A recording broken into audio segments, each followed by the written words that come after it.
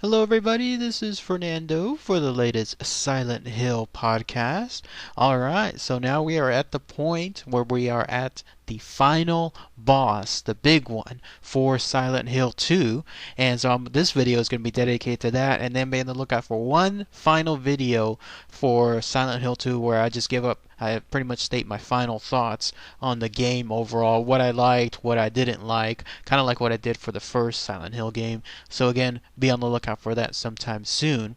This final boss mimics essentially the first Silent Hill game in that it's a direct representation of one of the main characters. So whereas the previous Silent Hill game had it be Alessa, in this case the boss, the final one, is involving Mary, who is of course James Sunderland's lost wife, or in some cases, I guess depending on the nature of Silent Hill, his current existing wife, just through this form. And so it absolutely transforms from what he interprets, in this case from Mary, and then that being, in this case, this Mary boss. That's the name it goes by the way. It's just Mary boss. There is no other classification for it. The lead up to encountering this boss was quite fascinating. I loved it because the Otherworld Lakeview Hotel that the character James was in, it suddenly branched out into one different area where there was this gigantic staircase, like this metal staircase, almost like a staircase you would think you would find like in a prison of some sort. So it definitely stood out from the otherwise creepy but still pretty hotel that James was wandering about. And so what made it so memorable was that he had to ascend that staircase level after level. And I remember the music that was playing, and then just the sound, the eeriness of it as he was climbing level after level, and the way the camera angle would consistently change. It was memorable because I kept thinking that there was going to be something right around the corner when he would come up to a different level, but no, it just added more tension. That was the whole purpose of it. So he gets up to the very top, and then that's when he encounters, I believe it was Maria, or someone pretending to be Maria, pretending to be Mary. I'm still a little confused with it, because the way it transformed eventually to the Mary boss, I don't know exactly who the previous state was. I've heard that there's different versions. Like, it's either Maria, who is, I guess, that cooked out lady, the one that James was interacting throughout most of the game, or it's Mary herself. This one, the guy that I was watching, I believe it was Maria, and so that caused her to transform. But if you get Mary, it's still the same after effect. She still transforms into the same boss as well. So as far as the boss and what it is, you're looking at it here. It's a almost like decomposing version of Mary, and she's trapped yet again in some kind of metal frame, very similar to some of the other monsters within Silent Hill 2, how they are entrapped in some particular box or some kind of frame of some sort. But in this case, this is her directly, and it's obviously supposed to represent the condition that she was in those last couple of years, where her prison was her bed because of her condition, her sickness. She could not leave that bed, and so that became her prison itself. And then on top of that, what's very interesting and very distinctive is that this Mary boss, the way it attacks completely upside down. So there she is, ascending up towards the sky, almost levitating of some sort. There's James. He's at the top of the Lakeview roof, and then when she decides to transform, then there he is trying to dodge her attacks while she's levitating, floating. I don't know what she's doing, but she's definitely suspending herself in the air.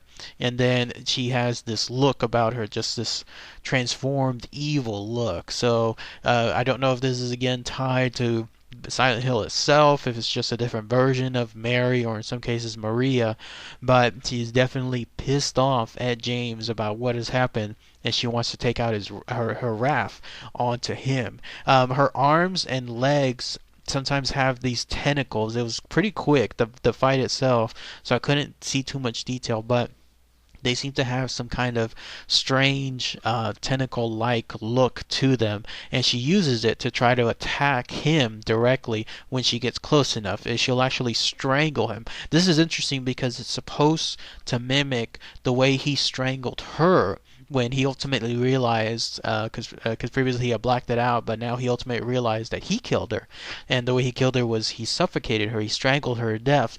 Well, this is her having payback to him. And so if you get close enough to the creature, it'll definitely extend those tentacles and then start attacking him. And then on top of that, it has another attack if you decide to just get far away, because obviously the idea is then, well, if I'm going to get close, and that's a bad thing, it's just easy enough to stay far away and shoot it at from a distance.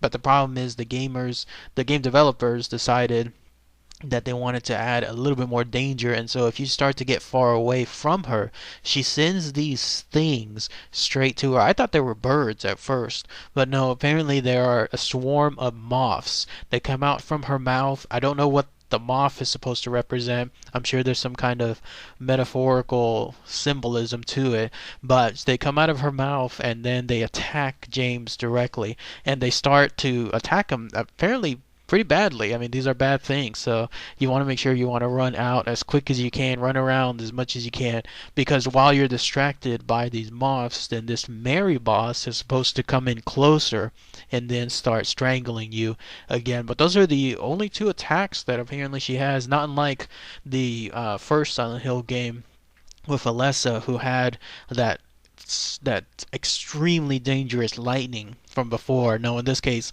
it seems to be a little easier. And in fact, the guy that was playing it, he pretty much knocked her out within about a minute's time. I mean, he just took out, I think it was the long rifle, and then just shot her multiple times. And when that happens, then that was it. She was down for the count. She has a very memorable death scene too, because whenever that happens, it cuts to a cutscene of some sort, and she slowly, at least it seemed like it was slowly, or it's probably slowed down on purpose, but she crashes to the bottom. And then when she does so, there's like a giant sound, and then she crashes, and then slowly starts uttering the words James, because I guess she's back to her normal self. She's realizing, I guess, what had happened, and seeing the error of her ways.